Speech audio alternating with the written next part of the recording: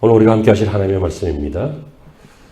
구약성경 열왕기 하 3장 13절부터 20절까지입니다.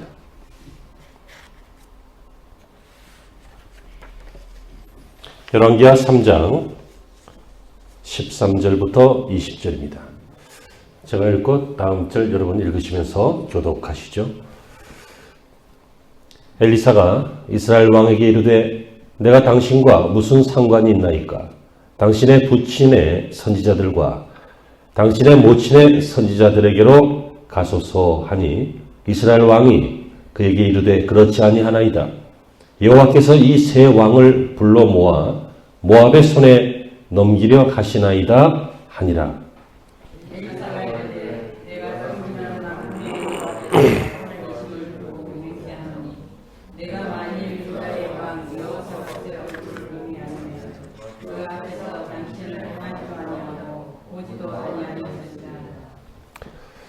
이제 내게로 검은 고 탈 자를 불러오소서 하니라. 검은 고 타는 자가 검은 고를 탈 때에 여호와의 손이 엘리사 위에 있더니 그가 이르되 여호와의 말씀이 이 골짜기에 기천을 많이 파라 하셨나이다. 여호와께서 이르시기를 너희가 바람도 보지 못하고 비도 보지 못하되 이 골짜기에 물이 가득하여 너희와 너희 가축과 짐승이 마시리라 하셨나이다. 이것은 여호와께서 보시기에 작은 일이라. 여호와께서 모압 사람도 당신의 손에 넘기시니 당신들이 모든 견고한 성읍과 모든 아름다운 성읍을 치고 모든 좋은 나무를 베고 모든 샘을 메우고 돌로 모든 좋은 밭을 헐리이다 하더니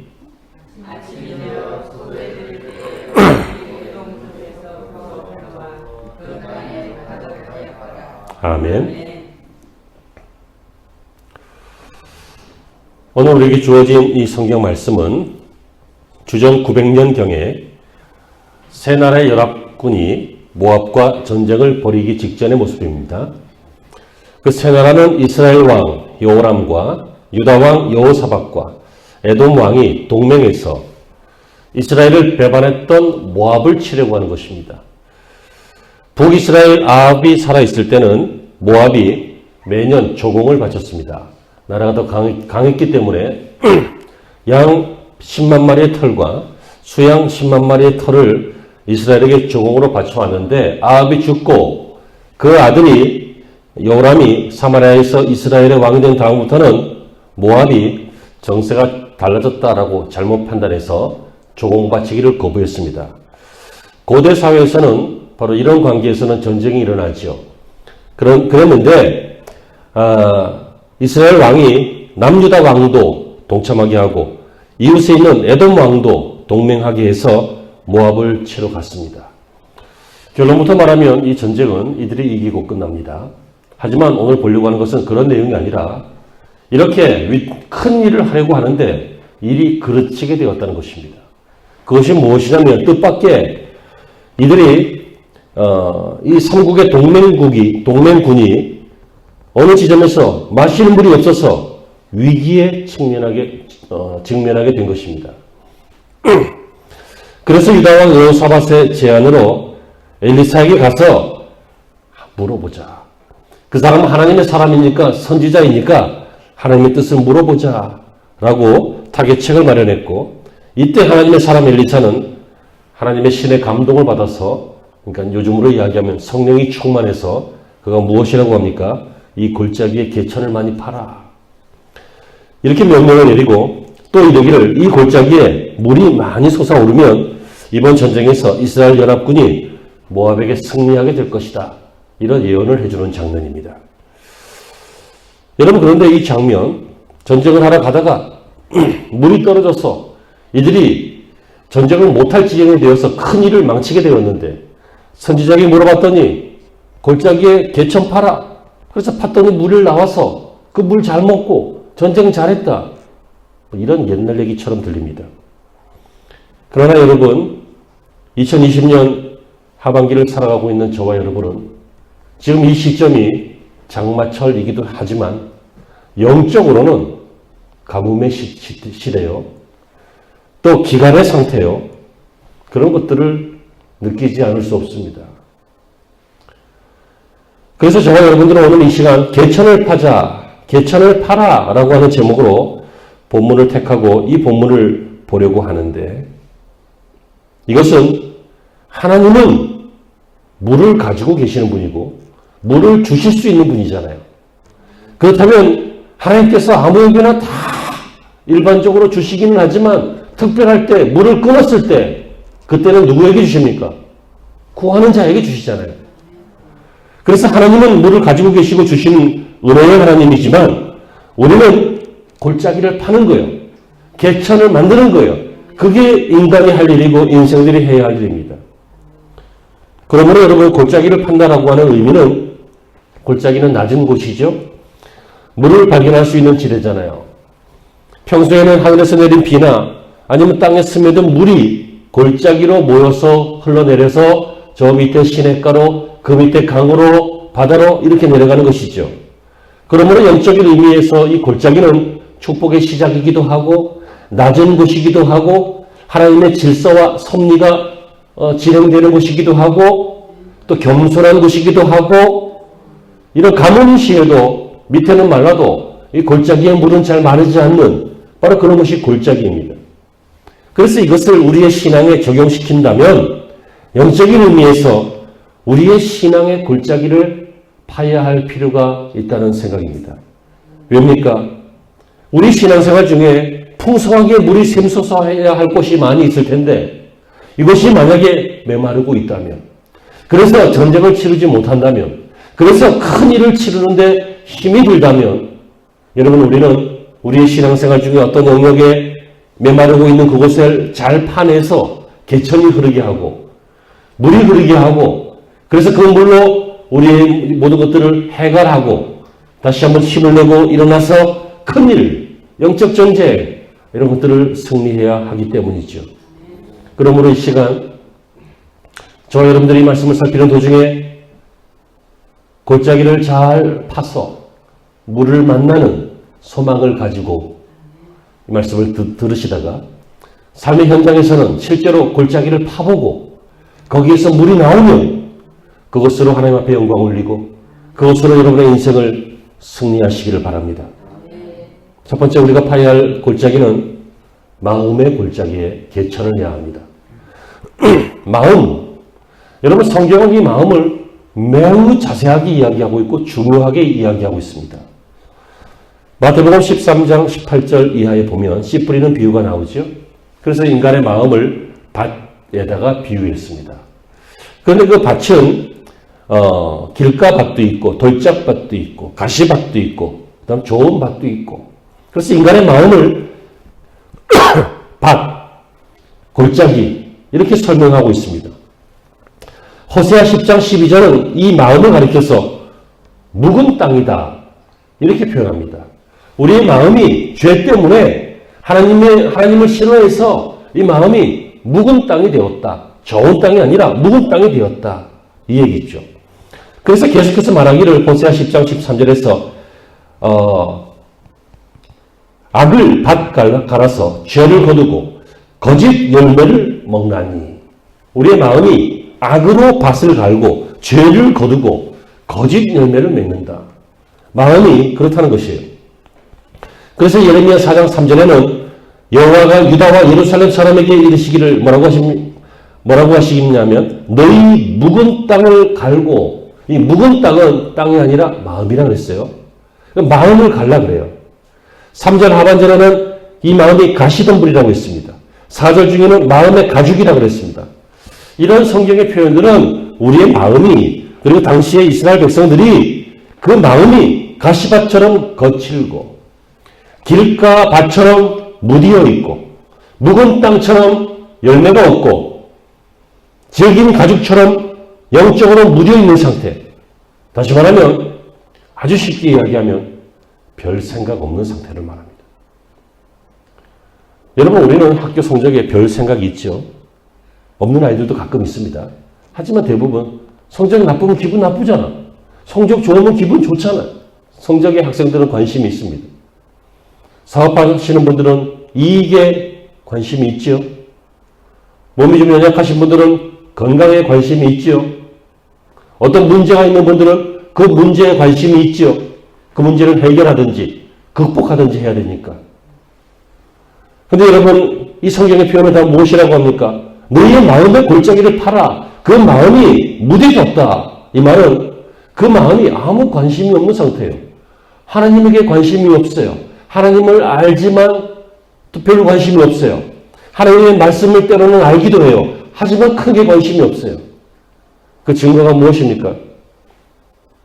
그 마음이 무감각해지기 때문에 하나님의 일에 관심이 없고 하나님이 하시는 일들의 결과에도 관심이 없고 의심하고 이런 마음들이 우리에게 있다는 것입니다. 그래서 성경은 뭐라고 합니까? 이 마음의 개천을 파라는 거예요. 호세아 10장 12절에 묵은 땅을 기경하라. 마음을 기경하라는 거예요. 마음을 뒤집어 엎으래요. 지금까지 듣던 것 또 듣네 하지 말고 이것이 마치 사형수의 마지막 말인 것처럼 마지막 한 말 해봐. 그럼 무슨 말을 할 거예요? 중요한 말 해야 되잖아요. 회개를 하든지 용서를 구하든지 아니면 이 목숨을 하나님 앞에 드립니다 하고 맡기든지 뭐 그래야 되지. 죽을 때까지 헛소리하는 놈들은 진짜 죽을 놈이죠. 마음을 기경해라. 묵은 땅을 기경해라. 그거예요. 누가복음 13장 6절에 그래서 열매 없는 무화과 나무에 대해서 예수님께서 두루 파고 거름을 주시겠다 했어요. 우리의 마음을 계속 파시겠대요. 은혜로 막 때려주시겠다는 거예요. 은혜로 우리의 마음을 후벼 파시겠다는 거예요. 내가 너를 사랑한다. 너 그러면 안 된다. 너 회개해야 된다. 너 비전을 발견해야 된다. 충성해야 된다. 절제해야 된다. 참아야 된다. 온유해야 된다. 인내해야 된다. 이렇게 파시겠다는 거예요. 근데 우리는 그거 잘 안 내놓죠. 로마서 1장 28절 이하에는 인간의 마음에 하나님 두기를 싫어함으로 마음이 굳어져 버렸다.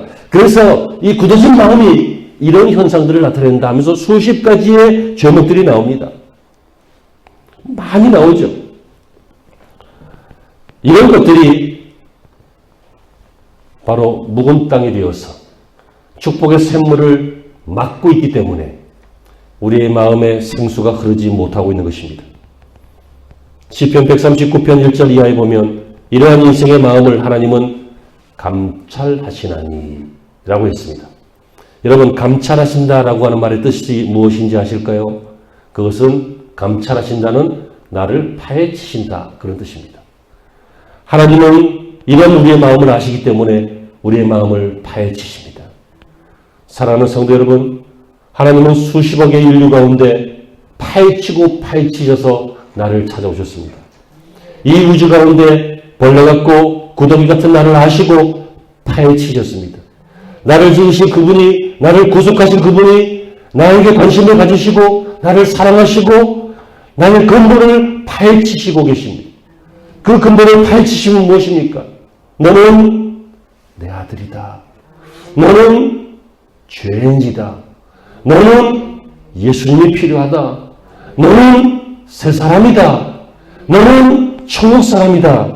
라고 하는 우리의 근본을 파헤치시고 계시는 것입니다. 그래서 이것은 은혜라고 합니다. 이것을 축복이라고 합니다. 그러나 여러분, 하나님께서 우리의 안과 밖을 파헤치실 때 나는 다 파헤쳐지기 때문에 아픕니다. 회개할 때 아픕니다. 자기의 정체가 드러날 때 아픕니다. 자신의 삶을 바꾸기가 불편하고 아픕니다. 아프지만 이것이 뽑혀나올 때, 이렇게 아플 때 그 아픔은 참아볼 만한 아픔 아닙니까? 아름다운 아픔 아닙니까? 행복한 아픔이고 소망의 아픔 아닙니까? 고름짜기가 무서워서 안 짜내면 그것은 다른 살들을 계속 파헤쳐 들어갈 것입니다. 더 많이 썩게 할 것입니다. 그러나 이를 악물고 고름을 한번 찍 짜내고 소독을 하면 아물기 시작하는 것과 비슷합니다. 회개 없이 예수 믿는 것 거짓말입니다.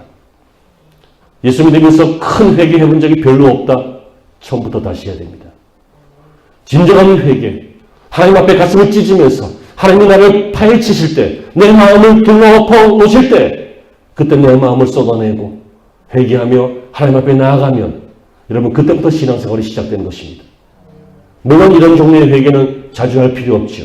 그러나 우리는 그럼에도 불구하고 죄인이기 때문에 자주자주 죄를 지으니 자주자주 자본죄의 회개도 필요한 사람들입니다. 어쨌든 여러분 우리는 수많은 것들이 우리의 마음을 막고 있습니다. 예를 들어서요.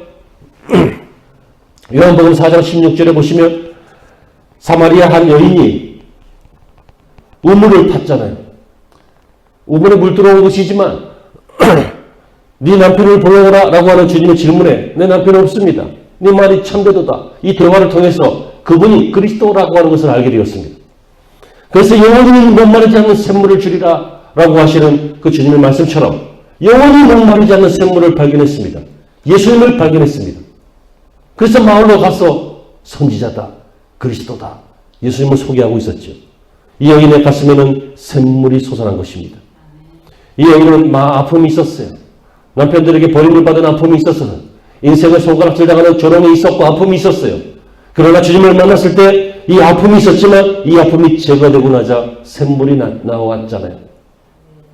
마가복음 9장 21절에 보면 아이가 귀신 들려서 막 간질처럼 발작을 하는 어떤 아버지가 아이를 데리고 주님 앞에 와서 그동안 수없이 실망했기 때문에 수많은 의사를 만났지만 수많은 방법을 찾았지만 아무것도 못했기 때문에 기대 반 또 뭐 아니면 말고 반 이런 마음으로 주님 앞에 물어봅니다. 뭐라고 합니까? If you can. 만약에 당신이 할 수 있거든. 내 아들을 불쌍히 여기셔서 나의 아들을 고쳐달라. 주님이 그때 책망하십니다. 할 수 있거든은 무슨 말이냐? 믿는 자에게 능치 못할 일이 없다. 할 수 있거든은 무슨 말이냐? 우리 신앙생활 이렇게 할 때 얼마나 많아요. 하나님 할 수 있거든. 하나님 도우실 수 있거든. 하나님 바꾸실 수 있거든. 하나님 이렇게 하실 수 있거든. 그러면서 우리는 반은 이미 안 믿고 시작해요. 아니면 말고. 왜요? 지금까지 이런 식으로 기도해 본 적이 별로 없거든. 회개하면서 기도해야 됩니다. 자기의 불신앙을 고쳐달라고 기도해야 됩니다. 이런 수많은 막혀있는 것들이 있잖아요. 우리의 세상 사고방식, 우리의 죄, 우리의 불신앙, 또 우리의 여러 가지 것들, 마음을 꽉 답답하게 하고 꽉 막게 하고 딱딱하게 하는 묵은 땅이 되게 하는 그 모든 것들 주님 앞에 내려놓고 우리의 마음을 기경하면 어떤 일이 생긴다고요? 개천이 생겨납니다. 이 개천이 바로 생수요, 승리의 비결이요, 생명의 비결이요. 우리가 그토록 원하는 것이 이 개천, 생수 안에 있는 줄로 깨달으시기를 바랍니다. 두 번째로 우리가 기경해야 될 것이 있습니다. 개천을 파되 말씀의 골짜기에서 개천을 파는 거죠. 여러분, 성도는 마치 말씀이라고 하는 보석을 캐내는 광부하고 비슷합니다. 이 말은 성경이 광산하고 보석이 가득 들어있는 광산과 같다는 말입니다. 마태복음 13장 44절 이하의 말씀을 보시면 천국은 마치 밭에 간 주인 보화와 같으니 사람이 이를 발견한 후 숨겨두고 기뻐하여 돌아가서 자기의 소유를 다 팔아 그 밭을 샀느니라 라고 했습니다. 어떤 사람이 남의 밭을 소작하다가 거기에서 보물을 발견했어요. 그걸 가져가면 도둑질이죠. 그래서 이 사람은 참 지혜 있었어요. 어떻게 했어요? 딱 묻어두고 가서 전 재산을 다 정리해서 이 밭주인에게 그 밭을 샀어요. 그리고 나서 나중에 그 보석도 차지한 거예요. 여러분 여기서 언뜻 생각하면 얍삽한데? 뭐 이런 생각 들을지도 모릅니다. 하지만 여기서 천국을 비유하는 것이에요. 이 소중한 걸 발견했다면 어떻게 할 것이냐? 어떻게 할 거예요? 이렇게 하는 게 가장 정상이 아니에요? 이렇게 하는 게 지혜로운 거 아니에요? 이 큰 보석을, 큰 보화를 위해서 자기의 전재산 따위가 얼마나 돼요? 밭 살 정도밖에 안 되잖아요. 하지만 그 밭을 사니까 천국을 발견하잖아요. 보석을 발견하잖아요. 이 말은 천국은 이렇게 보화의 덩어리다 그 얘기예요. 성경 안에 이것이 다 들어있어요. 그러니까 말씀을 파면 개천이 터지게 되어 있어요. 그런데 이것을 파내지 못하고 성경을 보면 좋다고 말은 들었는데 모르겠다. 성경을 보면 약속이 많아서 약속을 성취한다 그러는데 이 말씀을 가까이 하면 복을 받는다고 하는데 잘 모르겠다. 이것은 수박 겉핥기입니다. 수박을 샀으면 쪼개서 속을 파먹어야 됩니다. 겉만 보면 안 돼요. 신앙생활하는 저와 여러분, 말씀의 골짜기에서 개천을 파는 일을 결단하시기를 바랍니다. 그것이 무엇입니까? 첫째는 성경을 사랑하는 것이고, 둘째는 가까이 하는 것입니다. 사랑한다라고 하는 것은 무엇입니까? 그것은 가난아이 같이 순전하고 신령한 젖을 사모한다라고 하는 것인데, 사모한다라고 하는 것은 보고 싶어서 깊이 생각에 잠기는 것입니다. 여러분 누군가를 그리워하고 보고 싶고 그래서 깊이 생각에 잠겨 보신 적이 있지요? 없어도 있다고 그러세요. 있지요? 없으면 불행한 거예요. 있지요? 예, 사람은 사랑하는 존재입니다. 그래서 누군가를 사랑하면 보고 싶고 보고 싶으면 생각하고 생각하다 보면 깊이 생각합니다. 이 상태를 시편 119편 16절에는 주의 말씀을 잊지 아니하리이다. 여러분 성경 말씀이 깊이 생각이 되는 거예요. 새벽 기도나 아침 큐티가 왜 중요하냐면 그것이 하루를 끌고 가는 거예요. 그것이 그 말씀이 그 하루의 어떤 결정적인 상황에서 생각나는 거예요. 잊지 않아지는 거예요. 그래서 그 말씀을 적용하니까 승리하는 거예요. 그 말씀을 적용하니까 믿음으로 이기는 거예요. 이런 일들이 있어야 되는데 생각하는 것은 어젯밤에 본 드라마밖에 없어요. 생각하는 것은 며칠 전에 들은 남의 말, 이야기밖에 없어요. 그러니까 어떻게 적용해요? 그렇게 적용하지. 그러니까 저 모양인 거예요. 제가 이 모양이라고 안 그랬어요? 저 모양인 거예요. 이거 밀어야겠다. 그러니까 이 모양인 거예요. 그러면 우리가 좀 마음이 아프잖아. 그러니까 저 모양인 거야. 시편 119편 11절에는 주의 말씀을 내 마음에 두었나이다 라고 했어요. 마음에 이렇게 딱 보관하는 거예요. 시편 119편 82절에는 주의 말씀을 바라기에 라고 했는데 소망을 거는 거죠. 어떻게 소망을 거냐면 시편 42편 1절에 사슴이 시냇물을 찾기에 갈급함처럼 소망하는 거예요. 그거 못 찾으면 죽으니까. 마태복음 5장 6절에는 의에 줄이고 목마른 자라고 했어요. 사모하는 거예요. 여러분 우리가 하나님의 말씀을 사모하면 뭐 5분을 보시던 10분을 보시던 설교를 얼마큼 들으시던 그 양과는 상관없이 사모하면서 그 말씀을 대하시면 그 말씀이 여러분의 인생을 묵은 땅을 기경해서 해가 하고 골짜기에 시냇물이 흐르게 되는 이런 일들을 누가 하신다고요? 말씀이 하셔요. 말씀을 기록하신 성령님이 하셔요. 그리고 가까이 하는 거예요. 시편 1편 2절에 보면 여호와의 율법을 즐거워하여 그 율법을 주야로 묵상한다 라고 있죠. 주야로. 여러분 어떻게 아침부터 밤까지 계속 말씀만 묵상하겠어요? 이 말은 가까이 한다는 거예요. 예전에 어떤 전사님이 저한테 그러시더라고. 목사님 오늘 아침에 깜짝 놀랐어요. 출근하는데. 왜냐고 그랬더니 출근하는데 저 푸른 초원 위에 그림 같은 집을 그러면서 자기가 출근을 하더래. 그래서 갑자기 그걸 깨닫고 깜짝 놀랐대. 왜 그랬냐면 새벽기도 나올 때 이거 라디오를 차에서 라디오를 틀었는데 그게 나온 모양이야. 그러니까 그게 새벽에 머릿속을 스쳐가면서 그럴 때 있잖아요. 왜? 잠재의식처럼 입술에 이렇게 달리면서 그러고 있다가 그리고 이제 조금 있다가 나중에 이렇게 정리하고 이제 출근을 하는데 나도 모르게 저 푸른 초원이 이러면서 출근하는 거예요. 거기에 주야로 묵상하는 거예요. 하나님의 말씀을 조용한 시간에 중요한 시간에 내 마음에 이렇게 담아두고 그리고 그 말씀을 중요하게 여기며 중요한 시간에 그것이 주야로 묵상되어지는 이런 일들이 생겨나요. 그래서 여호수아 1장 8절에서 여호수아가 이 율법책을 내 입에서 떠나게 하지 말고 주야로 묵상하며 그 가운데 기록한 대로 지켜 행하라. 이렇게 말하고 있죠. 여러분 하나님의 말씀이 그리워서 하나님의 말씀이 정금보다 귀해서 하나님의 말씀이 송이꿀보다도 달아서 세상 사람들은 이렇게 어두운 가운데 살아가지만 우리는 하나님의 말씀이 너무 귀해서 이 말씀 붙잡고 있으면 개천이 터진다. 이 말씀 붙잡고 있으면 생수가 솟아난다. 라고 믿는다면 말씀을 깊이 파시기 바랍니다.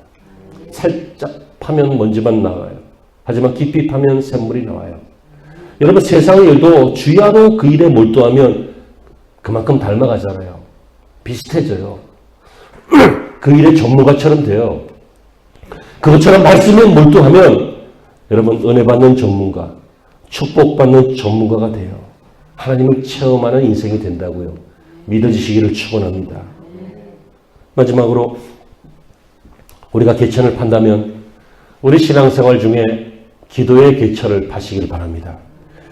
여러분 높은 산은 누구나 다 봅니다. 눈에 다 드러나죠. 쭉 돌아다녀 보면 저쪽에 북한산 쪽도 보이더라고요. 산이 높으니까. 나만 보는 게 아니에요. 집사님도 볼 수 있고 다 볼 수 있어요. 하지만 골짜기는 누가 봐요? 거기 간 사람만 봐요. 깨달으시길 바랍니다. 신앙생활의 높은 산 누구나 다 보는 거예요. 하지만 신앙의 깊은 골짜기, 이것은 은밀한 기도, 골방 기도, 개인 기도, 이 기도는 누구만 알 수 있어요? 거기에 있는 그 사람만 알 수 있는 거예요. 우리는 성경에서 이렇게 은밀한 기도, 그 기도 중에 생수를 마시고 죽음을 이긴 사람들을 많이 봤어요. 지난주에도 보셨잖아요. 창세기 32장에 나오는 약복강 강가에서 야곱이 팠던 그 기도의 골짜기. 그 골짜기 때문에 형과 화해하고 죽음의 위험에서 그는 살아날 수 있었잖아요. 필사적으로 팠잖아요. 뼈가 부러지도록 팠잖아요. 여러분 이 기도는 정말 외롭습니다. 홀로 하는 기도입니다. 창세기 32장 24절을 보면 야곱은 홀로 남았더니 가족과 가축은 다 보내고 야곱은 홀로 남아서 기도하는 거예요. 여러분 이 홀로 남는 상태, 이것이 바로 기도의 개천을 파는 상태입니다. 그때 무슨 수가 터져요. 혼자 고독해 봐야 돼요. 기도하면서 고독해 봐야 된다고요. 신앙생활 하면서 항상 룰루랄라 즐거우면 정신이 좀 없으신 거예요. 신앙생활 하면서 고독도 해봐야 돼요. 여러분 이 죄악 많은 세상에서 믿음으로 살아가는 게 어떻게 고독한 일이 아니에요.